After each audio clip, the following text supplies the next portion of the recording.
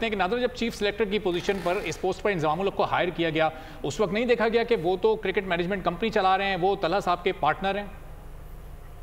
वो बातें उस वक्त अनफोल्ड होती हैं जब कोई आ जाता है सीट पे और कोई ऐसा जर्नलिस्ट जो है वो उसको अनफोल्ड करता है किसी भी चीज को, तब कहीं जाके आपको पता चलता है। और पाकिस्तान क्रिकेट बोर्ड तो इस वक्त चल ही उस पर आए हैं कि सोशल मीडिया पे जो भी चीज आ रही होती है पाकिस्तान क्रिकेट बोर्ड उसकी मॉनिटरिंग करता है और उसके बाद फिर वो उस पर एक्शन लेता है। तमाम एक्शन जो इस वक्त हो रहे हैं वो सोशल मीडिया के ईमा पर हो रहे हैं, जहां पर वो देखते हैं Pakistan cricket board. Pakistan cricket board को चाहिए था कि जब भी किसी को हायर करें तो कम से कम उसके वेयर अबाउट जरूर देखें। आपने उनको एज अ प्लेयर देखा, लेकिन आपको ये नहीं पता था कि वो कोई एक कंपनी भी चला रहे हैं, इंटरनेशनल कंपनी, जो कि प्लेयर्स के लिए प्लेयर्स के उसकी है, प्रमोशन की है। तो मेरे ख्याल से उनको ये तमाम चीजें देखनी चाहिए। और इस वक्त इंजमामुल हक ने जो इस्तीफा दिया है वो मैं नहीं समझती कि सिर्फ उनके ऊपर जो एलिगेशंस आए हैं उसके ऊपर उन्होंने इस्तीफा दे दिया है। अगर तो सिर्फ एलिगेशंस है तो वो उसको साबित करें, क्योंकि जो कमेटी बनती है उसमें प्रूफ्स मांगे जाते हैं। तो इंजमामुल हक को चाहिए कि इस वक्त फ्रंट से मतलब फ्रंट फुट पे आके पाकिस्तान क्रिकेट बोर्ड को बताएं कि नहीं, ऐसा बिल्कुल भी नहीं है। क्योंकि अगर नहीं चाह रहे ना, वो तो मुस्ताफी हो गए ताकि उनसे सवालात ही ना, उन्होंने तो बाकायदा ये कहा है कि इससे पहले के सवालात हो मैं मुस्ताफी हो जाऊं। एक और चीज नादरा, एक और चीज के वर्ल्ड कप के दौरान इस चीज का इंकिशाफ होना, ये भांडा फूटना कि वो किसी कंपनी का हिस्सा हैं, कोई कंपनी चला रहे हैं प्लेयर से मुतालिका, ये तो एक बहुत बड़ा स्कैंडल बन सकता है। और इस पे तो फिर पीसीबी के जो बड़े हैं उनसे भी सवालात और तहकीक होनी चाहिए कि इतनी बेखबरी, इतनी नेग्लिजेंस, इतनी लापरवाही कि आपने चीफ सिलेक्टर हायर किया एक शख्स को, इतना जिम्मेदारी का ओहदा दिया, लेकिन आपने उसका बैकग्राउंड चेक नहीं किया। ये जो आवाज आ रही है आपको? जी आ रही है। मैं भी देखिए, ये जो कंपनी रन कर रहे हैं बात इसकी नहीं है। बहुत सारे दुनिया में प्लेयर्स हैं जिनके एजेंट्स हैं।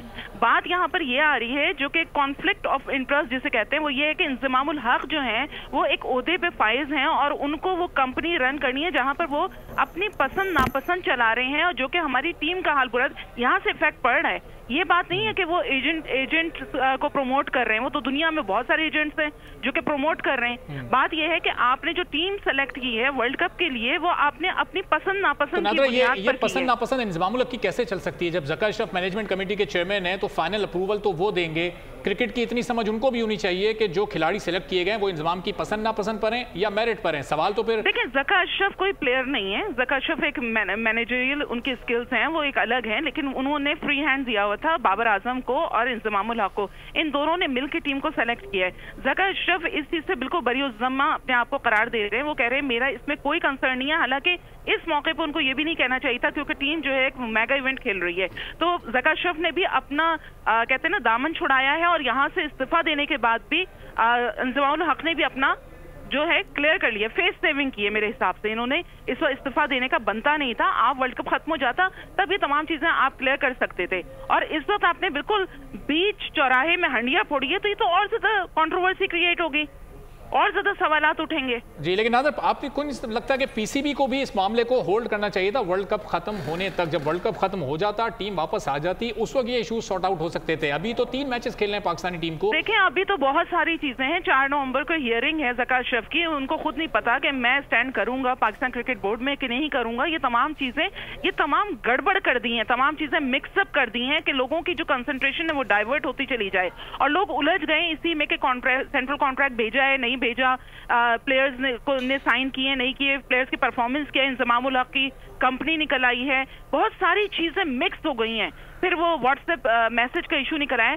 तो ज़का अशरफ को चाहिए था खामोशी से अभी वक्त गुजारते, 4 तारीख की हियरिंग होती, उसके बाद जो भी आपको प्रेस रिलीज इशू करनी होती। वो मैसेज तो आप देखें कि पीसीबी के सीईओ सलमान नसीर ने खुद फॉरवर्ड किया ज़का अशरफ साहब को, ज़का अशरफ साहब ने वो आगे एक टीवी चैनल को फॉरवर्ड किया।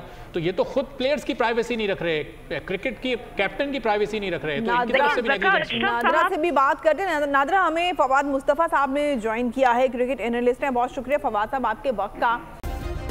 सब्सक्राइब करें और बेल दबाएं ताकि कोई खबर रह न जाए।